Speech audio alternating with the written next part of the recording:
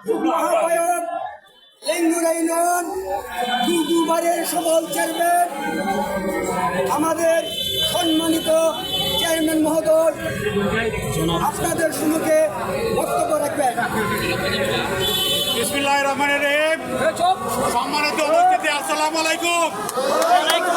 উপস্থিতি, আমরা আজকে যে স্বাধীনতা পেয়েছি, বাংলাদেশ দ্বিতীয়বারের মতো আজকে স্বাধীন হয়েছে। বাংলাদেশ এই ছাত্র জনতা দ্বিতীয়বারের মতো স্বাধীনতা করেছে। প্রিয় জাতীয়তা ভাই বোনেরা আমার, আপনার ধৈর্য যদি ঘটাবেন না, আপনার ধৈর্যের সঙ্গে অপেক্ষা করেন। আমাদের সুদিন চলে আসছে, আগামী দিনে নির্বাচনের মাধ্যমে আমরা এই জাতীয়বাদী দল ক্ষমতাসীনে আসবো, তারপর আমরা সরকার গঠন করবো, তারপর আমাদের যা যা প্রতিশোধ সব দিব। তবে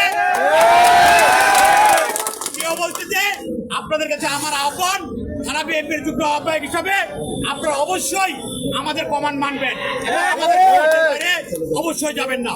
এই অবস্থাতে আপনারা সবাই এই ছাত্র জনতা যারা শহীদ হয়েছে তাদের মাগফিরাত কামনা করছে এবং তাদের জন্য দোয়া করব, তাদের পরিবারের জন্য আমরা দোয়া করব, তারা যেন এই শান্তি, তারা এই সুখ বইতে পারে এবং তাদের পাশে আমরা দাঁড়াবো।